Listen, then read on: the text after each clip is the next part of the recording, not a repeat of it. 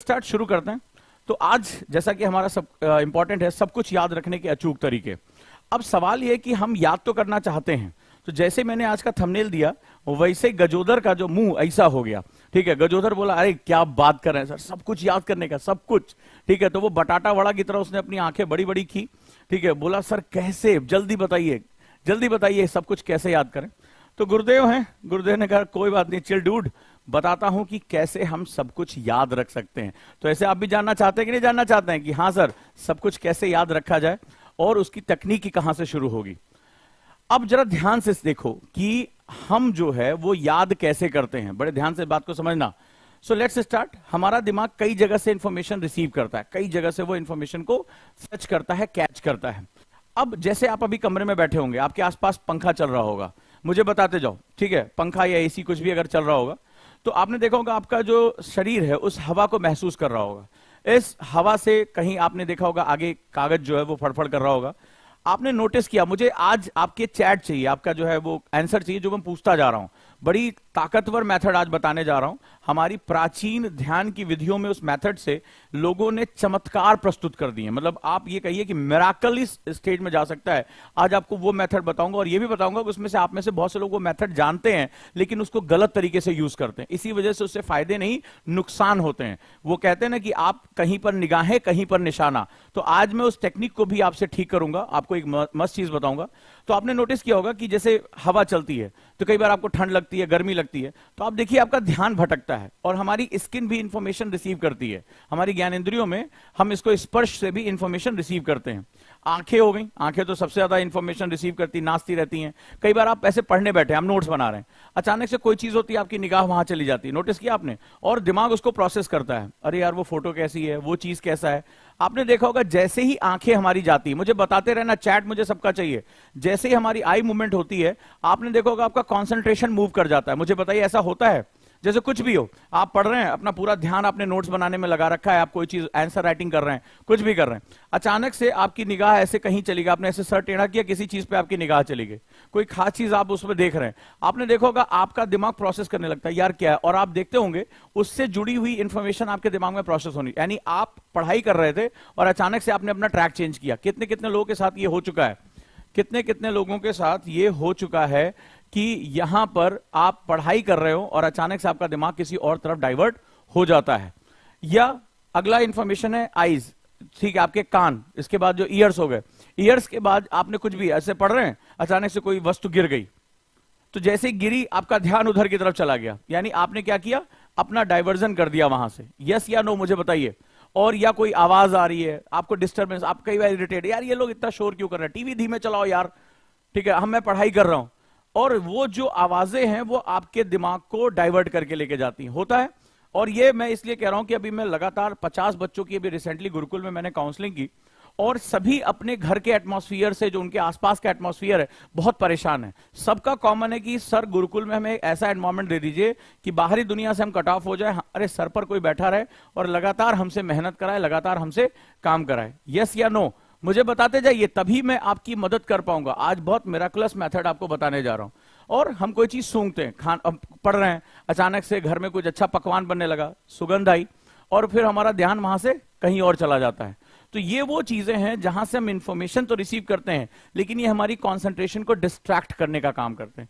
हमारी कंसंट्रेशन इन्हीं के माध्यम से सबसे पहले डिस्ट्रैक्ट होती है, राइट। अब हमें ये करना है कि हमें अपनी कंसंट्रेशन जो होता है, कंसंट्रेशन की परिभाषा होती है अपनी सारी जो इंफॉर्मेशन प्रोसेस है उसको किसी एक बिंदु पर जोड़ देना। यानी जो आप कर रहे हैं वहां पर आपका समस्त ध्यान, आपका जो पूरी एक्टिविटी है वो उसी पॉइंट पर एक ही जगह आ जाए। इसको हम लोग सक्रिय ध्यान भी कहते हैं या क्रियाशील ध्यान भी कहते हैं। इससे हमारी, कुछ लोग आप देखते होंगे अपने काम में इतना डूब जाते हैं, कभी साइंटिस्ट को देखिए उसको खाने पीने का होश नहीं रहता है। आपने न्यूटन की वो कहानी सुनी है? एक बार क्या हुआ, न्यूटन लगातार किसी शोध में लगे हुए थे, बहुत जाने माने जीनियस वैज्ञानिक, तो वो अपने शोध में लगे हुए थे, किसी रिसर्च में लगे हुए थे। उनका दोस्त उनसे मिलने आया, उसी समय उनका नौकर जो है उनकी खाने की थाली लगाकर चला गया और न्यूटन अपने काम में डूबे रहे। उनका दोस्त बड़ी देर तक इंतजार करता रहा। अंत में उसने भूख लगी थी, उसने न्यूटन की थाली से खाना खा लिया और वहां से चला गया। न्यूटन अपने काम में इतना खोए हुए थे, इतना डूबे हुए थे कि जब वो निकले तो उन्होंने देखा खाली थाली पड़ी हुई है। बोले अरे मैं कितना बेवकूफ हूं, मैं खाना खा चुका हूं फिर भी मैं खाना खाने के लिए वापस आ गया। इसका मतलब मेरा काम में ध्यान नहीं लग रहा, मुझे और ध्यान बढ़ाना चाहिए। न्यूटन अपने काम में इतने डूबे थे, उन्हें लगा कि वो खाना खा चुके हैं और वो दोबारा खाना खाने के लिए आ रहे हैं। उनको याद ही नहीं रहा कि वो खाना खा चुके हैं, जबकि वो खाना उनके दोस्त ने खाया था। ये है मेंटल पावर, कि जब इंसान अपने काम में इतना डूब चुका होता है कि वो किसी और चीज के, उसको भूख प्यास, आसपास का एनवायरमेंट, ये सब उसको फर्क ही नहीं पड़ता, तब इसको हम लोग रियल में सक्रिय ध्यान कहते हैं। यानी काम करते हुए अपने काम में इतना डूब जाना कि आप उसकी गहराइयों तक पहुंच जाए। मुझे आप बताइए, आप में से कितने लोग ये गुण सीखना चाहते हैं? मैं सबका कमेंट चाहता हूं। कितने लोग ये गुण सीखना चाहते हैं कि जब वो नोट्स बनाएं, जब वो आंसर राइटिंग करें, जब वो बुक पढ़ें, इतनी गहराई में उतर जाएं कि उनको आसपास बर्तन गिर रहा है, कोई आवाज कर रहा है, इधर उधर कमरे में कोई चीज है, उस तरफ उनका ध्यान ही ना जाए, ध्यान ही ना जाए। वो पूरी तरीके से डूबे हो अपने काम में, यानी उनका काम, उनका लक्ष्य और उनका जो एकाग्रता है, दोनों आपस में सम्मिलन हो जाए, दोनों का समागम हो जाए और वो अपने काम के साथ इतना डूब जाए कि उन्हें संसार की किसी भी चीज के बारे में ध्यान ना रहे। कितने लोग ये गुण सीखना चाहते हैं? क्योंकि मैं उनको सिखाऊंगा। ये प्रैक्टिस 21 दिन तक कम से कम न्यूनतम तुम्हें करनी पड़ेगी। 21 दिनों की प्रैक्टिस के बाद तुम्हारे अंदर मेमोरी में बहुत बड़े चेंज आने शुरू हो जाएंगे। तो मुझे सबसे पहले आपका अफर्मेशन, यानी आपसे एक दृढ़ संकल्प की उम्मीद है। आज जो मैं सिखाऊंगा उसको प्रैक्टिस करोगे या नहीं करोगे? अगर सभी लोग जो मुझे इस समय सुन रहे हैं, अगर अफर्मेशन यस सर, मैं दृढ़ प्रतिज्ञा करता हूं, मैं आपको सिखाऊंगा और 21 दिनों के अंदर आप खुद मुझे मैसेज करेंगे, आपके जीवन में बहुत बड़ा बदलाव आया है। मुझे सब लोग पहले लिखकर भेजें, yes sir I will practice, मैं प्रैक्टिस करूंगा।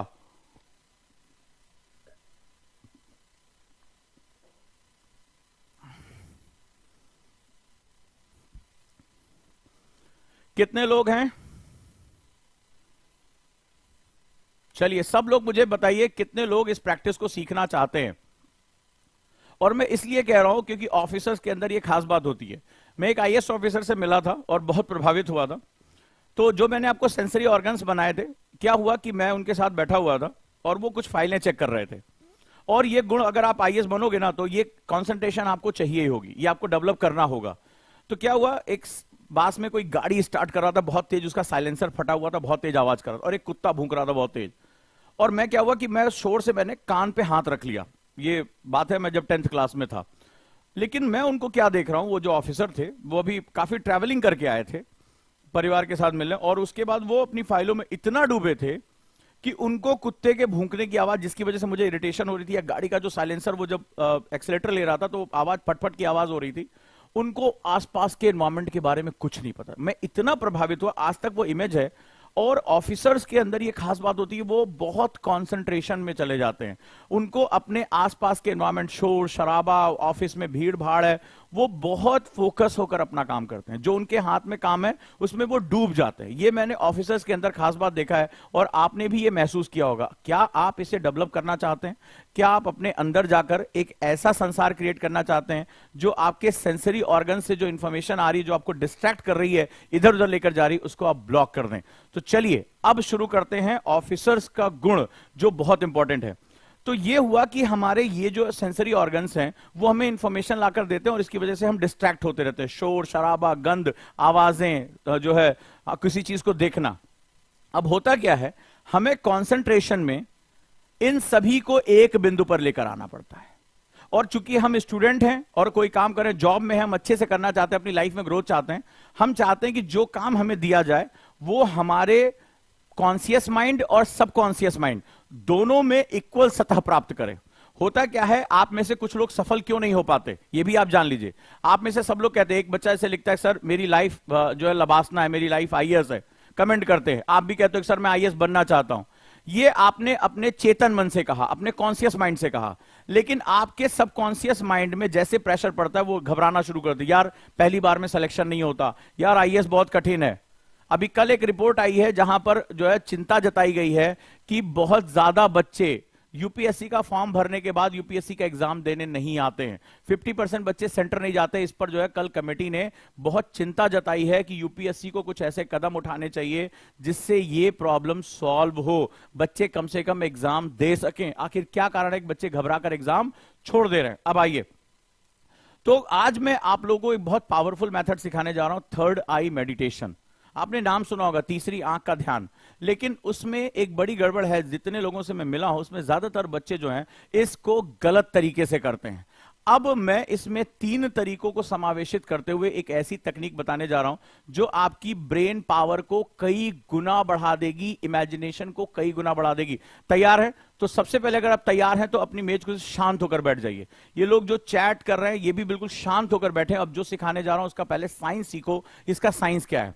होता क्या है कि जैसे ही मैं आपसे थर्ड आई मेडिटेशन की बात करता हूं, जब थर्ड आई, तीसरी आंख की टेक्नोलॉजी की बात करता हूं, तो ज्यादातर लोग मुझे बताना, आपको कई बार यह बताया गया होगा कि आपकी भौहों के बीच में एक स्थान है, थर्ड आई यहां जागृत होती। आप में से भी कई लोगों ने ध्यान किया होगा, सुबह मेरी मेडिटेशन की जब क्लास चलती थी तो आप लोगों को यह बताया गया होगा कि यहां पर आप जो है उसमें कई लोग कहते हैं यहां पर थर्ड आई का आप ध्यान करते हैं। हाँ या ना मुझे बताइए।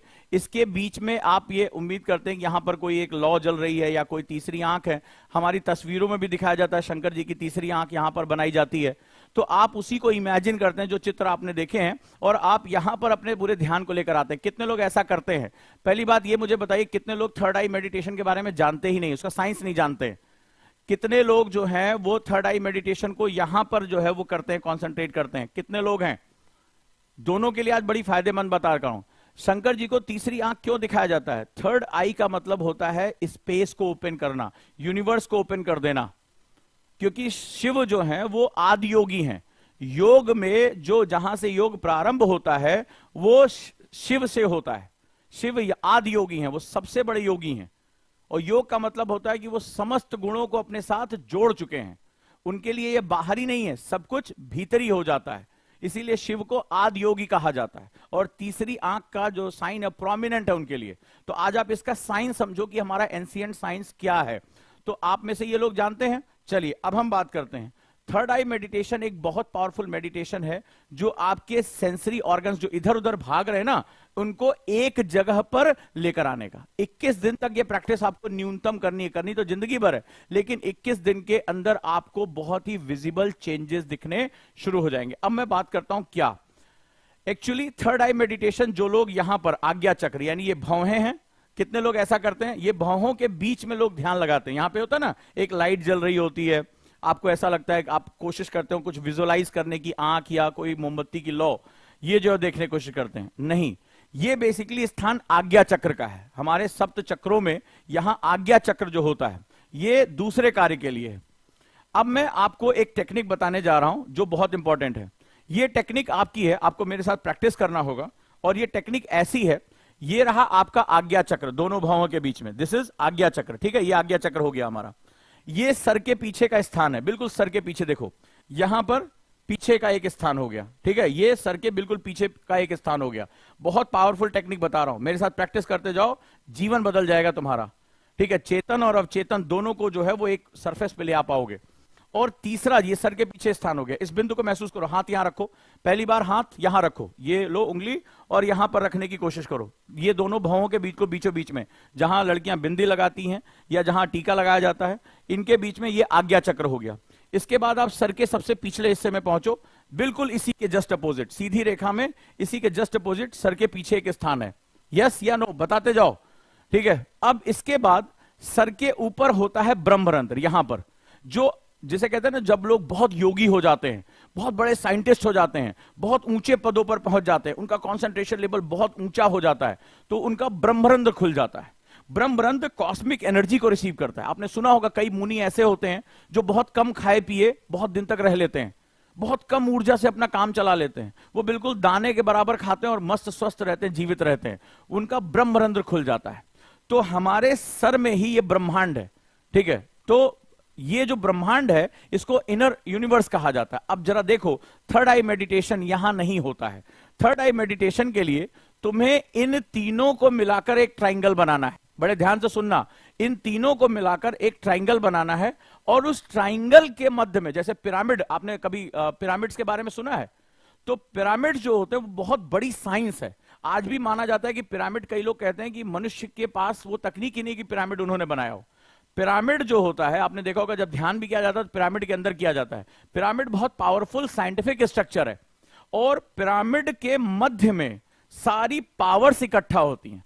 पिरामिड कॉस्मिक एनर्जी को रिसीव भी करता है, और वो सारी पावर्स को लाकर पिरामिड के मध्य में लाकर उसको कॉन्सेंट्रेट करता है। आप लोगों ने सुना होगा, बहुत बड़ा साइंस है ये, कि राजा दोबारा जीवित हो सके इतनी एनर्जी जो है वो मानी जाती थी। इस तरह से जो है वो चीजें होती थी।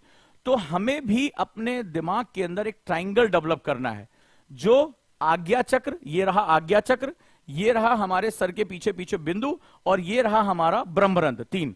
अब इन तीनों को मिलाकर एक ट्राइंगल का निर्माण होगा। बड़ा साइंस बता रहा हूं बहुत।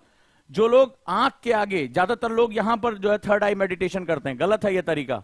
थर्ड आई मेडिटेशन आपको कहां बनाना है? ये, क्योंकि ये जो है वो आपके ब्रह्मांड को, इनर यूनिवर्स को ओपन कर देगा, इनर यूनिवर्स को ओपन करेगा। तो क्या करना है? ये रहा आपके सर के ऊपर ब्रह्मरंध्र, इमेजिन करो, हाथ रखो यहां पे। जो लोग पहली बार कर रहे हैं वहां पर स्पंदन करें, दिस इज नोन एज स्पंदन, वाइब्रेशन। तो आपके हाथों से वाइब्रेशन यहां जानी चाहिए। ब्रह्मरंध्र, ठीक है, आज्ञा चक्र और सर के पीछे का पार्श्व बिंदु जो हो गया, इन तीनों को मिलाकर एक ट्राइंगल इमेजिन करो कि तुम्हारे सर के अंदर एक ट्राइंगल का निर्माण हो रहा है। अब इस ट्राइंगल के, देखो ट्राइंगल तुम्हारी आंख से यहां के बीच में जा रहा है, और ये रहा ब्रह्मरंध्र। इन तीनों के स्पेस में, के बीचों बीच में आप एक थर्ड आई या एक ज्योति को जलते हुए महसूस करो। ज्योति को जलते हुए महसूस करो। बहुत पावरफुल मेथड बता रहा हूं, ठीक है। तो आप जैसे ही करना शुरू करोगे, ये प्रैक्टिस शुरू करो, ब्रह्मरंध्र, आंख और पार्श्वबिंदु, बैक ऑफ हेड, इन तीनों को इमेजिन करो कि एक ट्राइंगल का निर्माण हो रहा है। कितने लोग कर पा रहे हैं?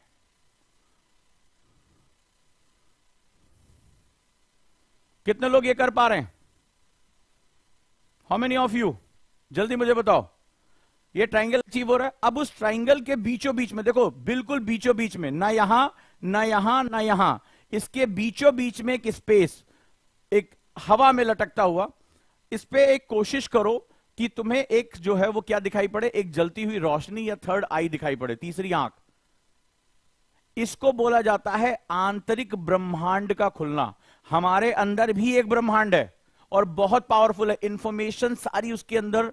तुम खुद अपने आप में चैट जीपीटी हो आज की दुनिया में, पर तुम्हें पता ही नहीं है, क्योंकि तुम्हारे जो ये सारी चीजें हैं, आंख, स्किन, नाक, ये तुम्हारे कंसंट्रेशन को दूर दूर लेकर जा रहे हैं। तुम परेशान रहते हो, सर मैं इतनी मेहनत कर रहा हूं, मुझसे याद क्यों नहीं होता है? सर मैं इतनी कोशिश कर रहा हूं, मुझसे आउटपुट नहीं निकल रहा है। ठीक है, तो ये बहुत ज्यादा जो है वो सेगमेंट हमारा जो है खराब हो जाता है, यहां पे हमारी मेहनत खराब हो जाती है। अब मैं तुम्हें बता रहा हूं अपने अंदर जाने का तरीका और अपार संभावनाएं खोलने का तरीका। अगर ये प्रैक्टिस आपने कर ली ना, तो आप अपार संभावनाएं अपने लिए खोल, आपकी पूरी पूरी व्यक्तित्व ट्रांसफॉर्म हो जाएगा। आपको जो चीज, आप जो बनना चाहते हो, आपको स्पष्ट रूप से दिखाई पड़ना शुरू हो जाएगा। ये इतना पावरफुल है। अब तुम्हें क्या करना है, इसके अंदर जाकर हैंग एक जो है वो थर्ड आई को देखना है, थर्ड आई को देखना है, प्रैक्टिस करनी है, और आप उस ज्योति को जलते हुए देखो। जब आप जलते हुए देखोगे, चूंकि हमारे यहां क्या होता है, निर्वात में कोई चीज होती नहीं है, तो ये क्या होगा, तुम देखोगे एक बड़ी गड़बड़ होगी। मैं आपको पहले बता दूं, मेरी बात को ध्यान से सुनो, ठीक है। गड़बड़ होगी, ये क्या होगा, ये या तो आंख की तरफ भागेगा या ऊपर सर की तरफ भागेगा। तुम जैसे ही आंखों को ऐसे आंख बंद करके ऊपर की तरफ पुतली अगर जाएगी, तुम देखोगे ये रोशनी ऊपर की तरफ भागेगी। बताना कितने लोगों के साथ हो रहा है, या ये रोशनी आंख के साथ जाकर चिपक जाएगी? हाँ या ना मुझे बताओ। प्रॉब्लम है, इस बहुत पावरफुल मेडिटेशन है, मैंने बताया ना, तुम्हारी मेमोरी कई गुना बढ़ जाएगी, तुम्हें कई चीजें दिखनी शुरू हो जाएंगी, तुम अपने सबकॉन्शियस माइंड से बातचीत करना शुरू कर दोगे। तो जो सबकॉन्शियस माइंड का दरवाजा है, इसी थर्ड आई से होकर गुजरता है। इसीलिए शिव को आदि योगी कहा जाता है। कभी पढ़ो आप उसके बारे में। वहीं से वो योग, मतलब वो समस्त गुणों को योग कर, योग मतलब होता है युज, जुड़ना, बड़ा गहरा साइंस है हमारा। तो आप जैसे ही अंदर गए, अब आपके साथ हो रहा है, या तो ये आगे की तरफ भागेगी ज्योति, या ये ऊपर की तरफ भागेगी। जैसे आप मूवमेंट करोगे, या तो आप आंखों के, क्या होता है, आप आंखों को आगे की तरफ जोड़ते हो, नाक की तरफ जोड़ते हो, तो ये आगे भागेगी। ऊपर की तरफ आंखों को लेके जाओगे तो ऊपर भागेगी। पीछे की तरफ आंखों को लेके जाओगे तो पीछे की तरफ ज्योति भागेगी। ये अपनी जगह टिकेगी नहीं। जितने भी आज मुझे योगी सुन रहे हैं, जितने भी प्रैक्टिशनर सुन रहे हैं, जो अपनी मेमोरी को बहुत पावरफुल करना चाहते हैं, हमारे जो संतों ने, ऋषियों ने स्वामी विवेकानंद ने जो फोटोग्राफी मेमोरी डेवलप की, मैं आपको वो प्रैक्टिस बता रहा हूं, साइंटिफिक वे में बता रहा हूं। आपको इसको बीचों बीच में लाना होगा, यही इसका रियल चैलेंज है। न यहां, न यहां और न यहां। और हो सकता है कुछ सेकेंड्स के लिए आए, मतलब आया और फिर ये हट जाए। जैसे ही आपका कोई विचार ताकतवर हुआ, ये देखना, मुझे लिख के देना, लिख लो इसको। आज से जीवन तुम्हारा बदलने जा रहा है, और विश्वास के साथ कह रहा हूं, ये मिराकल करता है। मेरे अपने जीवन में इसने कई बार मिराकल किया है। कई बार जब कोई चीज के लिए परेशान हूं और बहुत दिल से सोचता हूं, उसकी गहराई में जाकर मैं मेडिटेशन करता हूं, तो वो चीज हो जाती है सामने से। आपके साथ भी वो चीजें होंगी, और इसको समझने की कोशिश करना कि ये कैसे काम करता है। सो यहां क्या होगा, आपको इसको बीचों बीच में लेकर आना है, ठीक है। ये भागेगा फिर रुकना, इसीलिए मैंने कहा न्यूनतम 21 दिन की प्रैक्टिस के बाद तुम्हें रिजल्ट दिखना शुरू हो जाएगा। And try it for 20 to 30 minutes in a day. कोशिश करो 20 से 30 मिनट शांत होकर बैठकर ये प्रैक्टिस करना शुरू करो, थर्ड आई मेडिटेशन। और अगर आप यहां पर उसको करते, किसी ने बताया होगा देखो भावों के बीच में ध्यान लगाओ, गलत है, क्योंकि उसको आप आलंबन दे रहे हो। यूनिवर्स यहां खुलेगा ही नहीं तुम्हारा। यहां जा रहे हो तो ये चक्र की सबसे ऊंची अवस्था होती है, इसी चक्र का एक्सपेंशन होता है, ब्रह्मरंध्र, जहां आप कॉस्मिक एनर्जी रिसीव कर रहे होते हो। और या तो जब आंखों की पुतलियों को पीछे की तरफ लेकर जाते हो तो ये पीछे की तरफ भागेगा। आपका उत्तरदायित्व है अपने आंतरिक ब्रह्मांड को खोलना। और जिस दिन आप में से किसी ने, ये व्यक्तिगत अनुभव की चीज है, इसको कोई पैरामीटर नहीं है, आपने जिसने ये कर लिया, और आप मुझे 21 दिन बाद मैसेज करना कि सर मेरे जीवन में क्या बदलाव आ रहा है, पॉजिटिविटी। आप हमेशा सकारात्मक रहोगे। आप सामने कोई निगेटिव है, आप उसको पढ़ना शुरू कर दोगे। आप जो अभी सोच रहे हो, आप उस सोच को वास्तविकता में लेकर आओगे। तुम्हारे व्यवहार में चेंज आना शुरू हो जाएगा। तुम बहुत फोकस होकर पढ़ पाओगे। तुम महसूस करोगे तुम धीरे धीरे अपने बाहरी एनवायरमेंट से कटते चले जा रहे हो, कटते चले जा रहे हो। मतलब बाहर कुछ भी हो रहा है, तुम्हें कुछ पता ही नहीं चल रहा। तुम एकदम अपने काम में ऐसा डूबोगे, कोई बर्तन भी पटक दे तुम्हें एहसास ही नहीं होगा। और मैंने अपनी आंखों से देखा है, इसको एहसास किया है। ऑफिसर्स को देखा, वो उनको होश ही नहीं, डूब जाते अपने काम में। और जिस दिन तुम अंदाजा लगाओ, मुझे एक बात का जवाब दो कि जिस दिन तुम अपने काम में डूब गए, मतलब सोचो कि तुम पढ़ने बैठे हो और 2-3 घंटे तुम्हारे आसपास क्या हो रहा है तुम्हें पता ही ना चले। और ऐसा कभी न कभी हुआ होगा, चाहे बोर्ड के एग्जाम में, चाहे कभी भी। तुम मुझे बताओ तुम्हारी पढ़ाई कहां पहुंच जाएगी? तुम्हारी पढ़ाई कहां पहुंच जाएगी? लो, तुम खाली 6 से 7 घंटे खाली पढ़ रहे हो, तुम सोचो कि तुम कहां पहुंच जाओगे 6 से 7 घंटे में। अगर नौकरी में हो, 4 से 5 घंटे काम जो है पढ़ने का मौका मिल रहा है, तो तुम सोचो कहां पहुंच जाओगे। हाँ या ना मुझे बताओ। तुम मुझे बताओ आज की सिचुएशन के हिसाब से, अगर तुम पढ़ने बैठे हो और तुम एकदम डूब गए उसके अंदर, तुम्हें आसपास कौन क्या दरवाजा खटखटा रहा है, टीवी चल रही है, फोन आ रहा है, तुम्हें कुछ नहीं, तुम्हारे नोटिफिकेशन बज रहा है, तुम्हें होश ही नहीं है, तुम बस अपनी पढ़ाई में डूबे। सुनने में ये लग रहा है अजीब है, लेकिन जैसे ही तुम यहां पहुंच पाए, वैसे ही तुम्हारे अंदर से परिवर्तन शुरू हो जाएंगे। एक ऐसा ऊर्जा स्रोत शुरू हो जाएगा जो तुम्हारा इनर ऑरा डेवलप करेगा। इनर ऑरा का मतलब होता है तुम्हारे अंदर लेयरिंग शुरू हो जाएगी, जो बाहर से आने वाली सूचनाओं को वो रोकने का काम करेगी। मतलब तुम्हें एकदम ट्रैंक्विल कर दी। इसको बोलते हैं, इसको भगवत गीता में भगवान श्री कृष्ण ने कहा स्थिर प्रज्ञ। स्थिर प्रज्ञ मतलब वो सांसों के आने जाने की गति का भी उस इंसान को पता नहीं हो जाता। भगवत गीता में इसको स्थिर प्रज्ञ कहा गया है।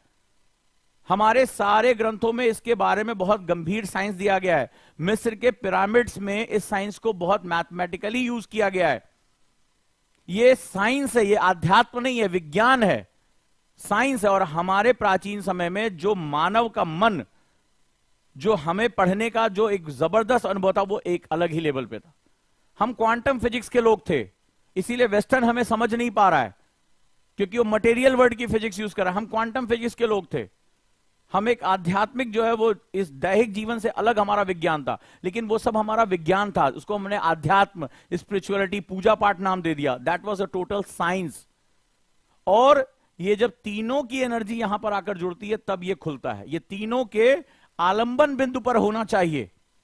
जैसे जैसे ये ओपन होता जाएगा, तुम अपने अंदर ऐसा चेंज देखोगे, फिर तुम्हें किसी की आवश्यकता नहीं रहेगी बताने की क्या सही है क्या गलत है। इंस्पिरेशन, मोटिवेशन, तुम्हारे अंदर एक वैराग्य पैदा होना शुरू। तुम्हें जब अच्छा नहीं लगेगा, तुमने कमांड दे दिया ये चीज फालतू है मेरे लिए, ये फोन का मुझे जो है वो निराग्रह करना है, मुझे नहीं इसको चाहिए, तुम्हारे अंदर अपने आप उसके प्रति क्या हो जाएगी, एक अजीब सी वितृष्णा पैदा हो जाएगी। और मैं तुम्हें साइंस के साथ इसका जवाब दे सकता हूं। तुमने नोटिस किया होगा जब हम बीमार होते हैं, मैं मेरी बात का साइंटिफिक प्रमाण दे रहा हूं, यहीं अपनी क्लास खत्म करूंगा। इसके बाद तुम्हारे अंदर एक ताकत आएगी, वो मैं बताने जा रहा हूं कि कौन सी ताकत जनरेट होगी तुम्हारी, जिसको आइंस्टाइन ने प्रयोग किया था। ये सब दुनिया में लोग हैं जिन्होंने प्रयोग करके अपने आप को कहां पहुंचाया। आइंस्टाइन ने उस शक्ति का प्रयोग किया था। आइंस्टाइन के बारे में कहा जाता है, लोग उनके दिमाग पर रिसर्च कर रहे हैं, उनका यह हिस्सा बहुत जागृत हो चुका था, आपने सुना होगा। तो साइंटिस्ट उनके दिमाग के जो है वो व्हाइट मैटर कितना, ग्रे मैटर कितना, इस पे कैलकुलेशन कर रहे हैं। उनका जो थर्ड आई बैलेंस था वो बहुत जबरदस्त हो चुका था। अब मैं तुम्हें एक चीज बताने जा रहा हूं जो कि बहुत, आप कभी जब बीमार पड़े होगे तो आप देखते हो आपका शरीर वरीर काम नहीं कर रहा है, आपको खूब नींद आती है, डॉक्टर भी आपको दवाएं दे देता है, आप बीमार हैं। उस दौरान आप जो खाना खाते हैं, आप देखिएगा वो आपको बड़ी घृणा से आप उसको जो है क्या करते हैं, आप उसको देखते हैं, क्योंकि बाहरी आपकी दुनिया कट ऑफ हो चुकी होती है। जब कुछ भी अच्छा नहीं लगता, सोने का मन करता है, आप दर्द से कराह रहे होते हैं, आप अपने अंदर होते हैं। जब आप बीमार होते हैं तो आप अपने अंदर होते हैं, आपको अपना छोड़कर दुनिया में किसी का मतलब नहीं होता, कौन आया कौन गया, हाँ या ना मुझे बताना। जब आप बीमार होते, कभी आप सीरियसली बीमार पड़ जाए, बहुत दर्द हो रहा है आपको, तो आपको दुनिया भर के बारे में पता, आपको सिर्फ अपने मूड के बारे में, अपने बारे में, आप अपने अंदर होते हैं। बीमारी भी एक अवस्था होती है। उस दौरान अगर आपने देखा होगा, अगर आप कोई चीज ऐसा खाते हैं जो आपको दिया जा रहा है और आप उससे आपको बड़ी मतलब उसका स्वाद आपको बहुत बुरा लगा है, आपके जो है स्वाद ग्रंथियां खराब हो जाती हैं, आपकी स्किन कुछ ज्यादा महसूस नहीं करती है, आप कुछ देखना वेखना नहीं चाहते, आंखें बंद करके आप सोते रहना चाहते हैं, ठीक है, शोर वोर होता है तो कहते चिल्ला के कहते हैं चुप करो यार मुझे आराम करना है, तो आप अपने सेंसेस को खुद ही बंद करना शुरू कर देते हैं। मुझे बताना अगर मेरी बात सही है तो उस समय जो आप खाते हैं और आपको उसका स्वाद बहुत बुरा लगता है, उसकी मेमोरी बहुत लॉन्ग हो जाती है। आप देखिएगा कि बाद में जब आप स्वस्थ हो जाते हैं, मुझे बताइए कितने लोगों के साथ ऐसा हुआ है, अगर वही खाना आपको दिया जाए तो आप पहले से आपकी मेमोरी में सेट होता है मुझे ये नहीं खाना, आप अजीब सी उसके साथ आपकी चिढ़ हो जाती है, अजीब सी हो जाती है चिढ़। नोटिस करके देखिएगा आप, मतलब बाद में भी स्वस्थ होने के बाद भी आपको वो खाना दिया जाए, अच्छा खाना दिया जाए, लेकिन आप अजीब से उसके साथ चिढ़ जाते हैं, आपको अच्छा नहीं। इसको वैराग्य की अवस्था कहते हैं। अब आप अंदाजा लगाओ, जो आपका मोबाइल आपको एडिक्ट कर रहा है और आप अपने सबकॉन्शियस माइंड में जाके आपने उसके लिए ब्लॉक कर दिया कि नहीं मोबाइल वितृष्णा है मेरी, मुझे इसके साथ कोई अट्रैक्शन नहीं रखना है, और आपका दिमाग उसके प्रति एक अजीब सी चिढ़ पैदा कर दे रहा है। कई बार आपने देखा होगा किसी आपकी बड़ी फेवरेट चीज के साथ आप बोर हो जाते, चिढ़ हो जाती है, आप उसको इस्तेमाल ही नहीं करते, उसके प्रति कोई एडिक्शन ही नहीं होता आपका। इतना मिराकुलस मेथड है ये, होता है। देखिए बच्चे लिख रहे हैं होता है सर, आप भी बताइए कमेंट बॉक्स में मुझे, जो अगर मैं आपकी बात को, इसीलिए कह रहा हूं ये बहुत मिराकुलस मेथड है। ये आपके सामने संसाधन लाकर रख देगा, आप कहोगे उससे मेरे पास ये नहीं है, मुझे ये चाहिए, ये रास्ता मुझे दिखाओ, ये आपके सामने रास्ता, क्योंकि आंतरिक ब्रह्मांड खुल जाएगा। इतना बड़ा साइंस है। तो मुझे बताओ कितने लोग आज से इसकी प्रैक्टिस शुरू करने जा रहे हैं? ना यहां ना यहां ना यहां। आपका चैलेंज इसको मिड में हैंग करना। गुरुकुल में जो बच्चे आएंगे उनको ये टेक्निक सिखाई जाएगी, यहां प्रैक्टिस सामने कराई जाएगी। अब अगर आपने इसको कर लिया तो क्या चीज ओपन होगी आपकी, आपके अंदर एक चीज तैयार होगी जिसको इमेजिनेशन पावर कहते हैं। आपका दिमाग पेग करने लगेगा। पेग करने का मतलब है पहले से ही आपके दिमाग में मौजूद इंफॉर्मेशन को वो स्क्रीन कर लेगा और वहां से क्या करेगा, आपकी इंफॉर्मेशन लाकर आपको जोड़ देगा और आपके अंदर एक जबरदस्त पावर तैयार होगी। जैसे आपने प्रिंटर देखा ना, प्रिंटर को कोई डिजिटल कमांड दो कि ये फोटो है इसको प्रिंट कर दो, तो वो क्या करता है, टेक्स्ट फोटो प्रिंट कर देता है।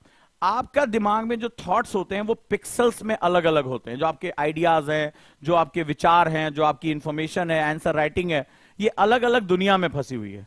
अब ये अलग अलग दुनिया में फंसी है, आपका दिमाग क्या करता है, इसको प्रिंट करके आपके सामने लाके रख देता है। मतलब ये सारे पिक्सल जोड़ के तस्वीर बना देता है। विवेकानंद इसको फोटोग्राफिक मेमोरी कहते थे। बहुत से लोग होते हैं फोटोग्राफिक में एक बार देख लिया उनको हमेशा के लिए याद हो गई, उनको याद हो जाता है। एक बार वो सामने से गुजरा, स्कैन हो जाती है, आंखें स्कैनर का काम करती हैं। जैसे स्कैनर स्कैन करके डिजिटल डाटा अपने पास रख लेता है, आपकी आंखें भी स्कैनर का काम करने लगेंगी। इतनी पावर जनरेट हो जाएगी।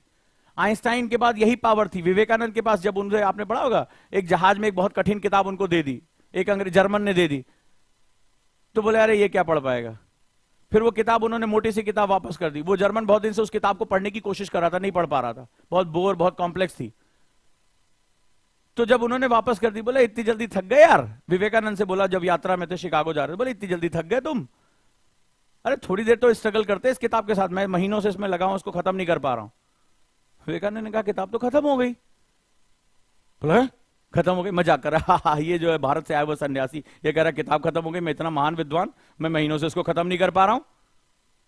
बोला खत्म हो गया, अच्छा बताओ ये टॉपिक। विवेकानंद ने एज इट इज उनको बता दिया, उसकी हालत खराब। बोला और बताओ, हो सकता है तुमने जल्दीबाजी में कहीं पलट के याद कर लिया हो। वो पूछता रहा, विवेकानंद उसको ऐसे बताते रहे जैसे दिमाग के अंदर किताब डाल के फोटोकॉपी निकाल दियो। उसने हाथ जोड़ लिए, बोले स्वामी जी क्या है, आप कहां से, ये कैसे आया? तो ये कोई सुनी सुनाई घटना नहीं है, ये वास्तविक घटना है। ऐसे ही जो है आइंस्टाइन से एक बेल लेबोरेटरी का एक पत्रकार आया, बोला साहब आप इतने बड़े वैज्ञानिक हैं, मस्त मौला रहते हैं, कैसे भी कपड़े पहन लिए। बोले आज की दुनिया में बेल लेबोरेटरी बहुत बड़ी लेबोरेटरी आई है, वहां बड़े बड़े इंस्ट्रूमेंट्स हैं, आप इतने अच्छे जो है, आपकी जो है आपको बड़ा रिसर्च करने का फायदा मिले। बोला मैं अपना लैब अपने साथ लेके चलता हूं। बोला है लैब साथ लेके चलते हो? बोले कहां है आपकी लैब, कहीं हमें पता तो नहीं चला आज तक। उन्होंने निकाला जेब से पेन और डायरी, बोला ये मेरे इंस्ट्रूमेंट्स हैं और ये रही मेरी लेबोरेटरी, तुम जिस चीज को सोचते हो मैं यहां उसका प्रैक्टिकल कर देता हूं, मैं यहां प्रैक्टिकल कर देता हूं। ये उसको बोला, उसका मुंह खुला का खुला रह गया। और आइंस्टाइन ने जो थ्योरीज उस समय अपनी इमेजिनेशन में दी थी, आज पूरा साइंस रियली में 100 साल 105 साल होने के बावजूद अब जाकर उसको प्रूव कर पाने की थोड़ी बहुत हालत में पहुंच रहा है। आज भी हम उस E=mc² को एक्चुअली में प्रूव नहीं कर पाए, मैथमेटिकली प्रूवन है, एक्चुअली में नहीं प्रूव कर पाए। ये होती है इमेजिनेशन पावर और पेग सिस्टम की पावर। तो आप अगर इसको डेवलप करना चाहते हैं, तरीके बताऊंगा, तो शुरुआत होती है थर्ड आई मेडिटेशन से। कितने लोगों को ये सही टेक्निक आज से पता चली है? कितने लोग आज से प्रैक्टिस शुरू करेंगे अगर अपने आप को बदलना चाहते हैं? तुम्हारी चाबी तुम्हारे हाथ में, तुम अपने आप से जो कहोगे वो तुम्हारे अंदर चेंज लाना शुरू कर देगा। लेकिन अपने अंदर पहुंचने का तरीका थर्ड आई मेडिटेशन है। पूरी दुनिया की प्राचीन सभ्यताओं में इसका प्रयोग किया जाता है, चाहे तुम मायन सभ्यता देख लो, मिस्र की सभ्यता देख लो, भारतीय पुरातन जो है पद्धतियां देख लो, जो हमारी योग और ध्यान की पद्धतियां थी। श्री कृष्ण ने इसी को स्थिर प्रज्ञ कहा है, महान योगेश्वर कहा जाता है उनको। आदि शिव को हमेशा थर्ड आई से, आप शिवलिंग के ऊपर भी देखोगे थर्ड आई बनी होती है। कभी क्वेश्चन पूछो ये थर्ड आई का मतलब क्या है? Third eye is not about the third organ on the eye, बहुत लोग कहते हैं, क्योंकि शिव हैं, वो आदि हैं, वहीं से शुरुआत हो रही है, वहीं से अंत हो रहा है। तो हम मनुष्य उनकी क्या व्याख्या करेंगे? लेकिन जो थर्ड का मतलब होता है इनर स्पेस को, इनर इनवर्स को खोल देना, हमारे आंतरिक ब्रह्मांड को खोल दो। तो ब्रह्मांड के अंदर तो सब कुछ है, तो इसीलिए शिव के अंदर सब कुछ समाया हुआ है। ये बहुत पावरफुल मेडिटेशन है, ध्यान से करना है इसको। गलत करोगे परेशानी में पड़ोगे, सही तरीके से करोगे रिजल्ट कई गुना जाएगा। क्योंकि बिना आगे मूलाधार को जागृत किए हुए आज्ञा चक्र पे जाकर तुम जागृत करने लगे, तुम्हें परेशानी हो जाएगी। जैसे किसी नए नए बच्चे को अभी पता चला बेचारा पहली क्लास में पहुंचा है और उसको ग्रेजुएशन का एग्जाम दिलाओगे, अभी वो पूरा सेंटेंस नहीं पढ़ पाता है, तो ग्रेजुएशन में जब एग्जाम दिला दोगे तो क्या होगा उसका, तुम बताओ। अगर मान लो भी कोई पहली क्लास का बच्चा है और बेचारा अभी पूरा सेंटेंस नहीं पढ़ पाता है और उससे तुम ग्रेजुएशन का पेपर दिला दोगे, क्या होगा उसका? उसकी जिंदगी तबाह हो जाएगी। तो ऐसे ही अगर तुम्हारे बेसिक चक्र नहीं, मूलाधार तुम्हारा जागृत नहीं हुआ है और तुम सीधे आज्ञा चक्र पे जा रहे हो, तो तुम्हारी वही हालत है कि पहली क्लास तुमने जो है अभी कंट्रोल नहीं किया है और तुम ग्रेजुएशन का एग्जाम देने जा रहे हो। तो आज से ये गलती मत करना, इसके नुकसान भी बहुत हैं। तो मेरा काम था तुम्हें नुकसान से बचाना, मेरा काम था सही तरीका देना। थर्ड आई मेडिटेशन तुम्हारे पूरे व्यक्तित्व को बदल के रख देगा। 21 दिन का चैलेंज जो आज लेना चाहता है मेरे से ले ले और मुझे 21 दिन बाद बताए। info@ojang IAS Academy, Ojang foundation private limited, उस पर मुझे मेल करे क्या चेंजेस उसके आए, डायरी में लिखे। पूरा आपके सोचने समझने का तरीका बदल जाएगा। आप ये प्रैक्टिस करके तो देखिए, और जिस दिन आप इस तरह से फील कर गए कि आपके आसपास क्या चल रहा है, आपको होश नहीं है, फिर मैं तुमसे कहता हूं कि कोई माइकलाल तुम्हारा सिलेक्शन रोक के दिखा दे। अभी तुम कह रहे हो कि सर होगा कि नहीं होगा, मैं कह रहा हूं नहीं करके कोई दिखा दे, कि बाहरी शक्तियों की कोई वैल्यू ही नहीं है। प्रॉब्लम तो अंदर बैठी हुई है, किताब सामने, मन कहीं और है, कहां से हम कर पाएंगे? आप कभी भी करिए, सुबह करिए, शाम को करिए, जब आपको लगे पीसफुल टाइम है। शुरुआत में आपको पीसफुल टाइम चाहिए होगा, धीरे धीरे जब आंतरिक लेयर तैयार हो जाएंगी, आप बस में बैठे बैठे कर जाओगे यार, भीड़ में बैठे बैठे कर जाओ, तुम्हें पता ही नहीं चलेगा, तुम्हें पता ही नहीं चलेगा आसपास हो क्या रहा है तुम्हारे। तुम कट ऑफ कर लोगे, यूं स्विच ऑन स्विच ऑफ हो जाएगा। स्विच ऑन, स्विच ऑफ, बाहरी दुनिया से कट ऑफ। ये पावर पैदा कर देगी तुम्हारे अंदर। अगर अच्छी लगी हो तो अपने दोस्तों को भी ये वीडियो जरूर शेयर करना। अपना ग्रुप बनाओ, 5-5, 7-7 बच्चों का ग्रुप बनाओ और अपनी पावर को मेजर करो। किसका ये जो थर्ड आई है वो आगे की तरफ जा रहा है, पीछे की तरफ जा रहा है, ऊपर की तरफ जा रहा है, आपकी आंखों की मूवमेंट से तय होगा। ठीक है, ये करिए। और अब आ जाते हैं सबसे इंपॉर्टेंट मुद्दे पे, और वो है हमारा संकल्प। संकल्प बैच हमने ओपन कर दिया 2025-26 के लिए। 2 साल का कॉन्सेप्टर बैच है। आप जानते हैं कॉन्सेप्टर बैच लेयर 1 और लेयर 2 दोनों के लिए है। लेयर 1 और लेयर 2 दोनों के लिए है, जिसमें पहले हम आपके फंडामेंटल डेवलप करते हैं, सेकंड में आपका प्री कम मेंस जीएस में हम उसमें कवर करते हैं, आपके पूरे व्यक्तित्व का विकास करते हैं। कई बच्चों ने कहा कि सर पैसे की कमी हो रही, तो 5,000 रुपए महीने में केवल 12 महीने की किस्तें देनी है, 5,000 rupees per month for 12 month. 1 साल आपको फीस देनी है, 2 साल की पढ़ाई आपको करने का मौका मिले। यानी कि अब 2 साल की पढ़ाई ये जो है वो मात्र 1 साल की फीस में होगी। जो दिए गए नंबर पे उस पर कॉल कर सकते हैं। दूसरी सबसे बड़ी चीज है, ये केवल हमने एडमिशन ओपन किया है 200 बच्चों के लिए, पहले फर्स्ट फेज में। तो जो लोग जुड़ना चाहते हैं वो इसके साथ जुड़ जाए, रजिस्ट्रेशन कर लें। 5,000 रुपए पर मंथ में 2 साल पढ़ने का मौका आपको मिलेगा। 12 महीने आपको ईएमआई यानी इजीली मंथली इंस्टॉलमेंट देना है, राइट। और इसमें आप पूरे 2 साल लेयर 1 लेयर 2 दोनों पढ़ाई करेंगे। पूरा हॉलिस्टिक अप्रोच आपका इसमें डेवलप हो जाएगा।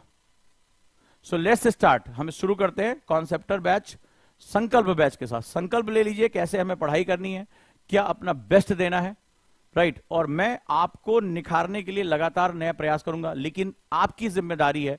गुरु ने जब कुछ दे दिया है तो शिष्य उसको ग्रहण कर ले। प्रैक्टिस नहीं करोगे, लोगों ने अपना जीवन लगा दिया, पूरे थ्रू आउट लाइफ इसकी प्रैक्टिस करो। अब आईएएस बन भी जाओगे तो प्रेशर जब आएगा तो प्रेशर को तुम आराम से रिलीज कर लोगे। तुम्हें इनसाइट्स डेवलप हो जाएंगी, यानी तुम्हारे अंदर एक जिसे कहते हैं ना पथ प्रदर्शिका डेवलप हो जाएगी। क्या सही है क्या गलत है इसका तुम अंदाजा लगाना शुरू कर दोगे। ये सब कुछ जो है वो आपके साथ हो जाएगा। और गुरुकुल में जो बच्चे जुड़ना चाहते हैं, गुरुकुल बैच के अंतिम 25 बच्चों के लिए, बाकी उनका सेगमेंट हो चुका है, वो काउंसलर से बात कर लें और उनके मेरे साथ उनका सेशन होगा और उसमें जो बेस्ट बच्चे होंगे वो छांटे जाएंगे गुरुकुल के लिए, इन हाउस हमारे सेगमेंट के लिए। तो आप यहां फॉर्म भर सकते हैं, या जो नंबर मैं आपको दे रहा हूं उन नंबर्स पे आप कॉल भी कर सकते हैं। सो ये दोनों बैचेस के लिए 8750711100, लास्ट में है, 3344 या 55, या फॉर्म भर सकते हैं जहां काउंसलर आपसे बात कर लेंगे। मेरे साथ काउंसलिंग करने से पहले वो आपसे एक डिटेलिंग आपकी लेंगे, तब फिर मेरे उनकी जो है वो फेस टू फेस जो है वो जूम मीटिंग में जो है काउंसलिंग होगी, और वहां से जो हमारा सेगमेंट होगा वहां शुरू हो जाएगा। जो बेस्ट स्टूडेंट होंगे, जो मेरे कुछ सवालों का जवाब देंगे, वो गुरुकुल में उनकी एंट्री होगी। और जो लोग कॉन्सेप्टर बहुत दिन से सोच रहे थे, अब सोचना नहीं है, इससे बेस्ट मौका उनको नहीं मिलेगा, राइट। संकल्प बैच में संकल्प ले लीजिए, बाइलिंगुअल बैच है, हिंदी और इंग्लिश दोनों में मीडियम के लिए।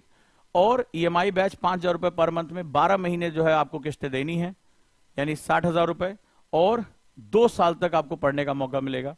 हमें लगता है कि इतने बेहतरीन ऑफर के लिए आप सभी का बहुत बहुत स्वागत है। जो आफ्टर 12th के स्टूडेंट हैं, जो अभी कॉलेज में पढ़ रहे हैं, उनके लिए बेस्ट बैच है जो उनकी ग्रेजुएशन के साथ साथ चलता रहेगा। Thank you so much. आप बहुत दिन से पूछ रहे थे कॉन्सेप्टर के लिए, काफी लंबे समय के बाद हम कॉन्सेप्टर बैच लेकर आए हैं।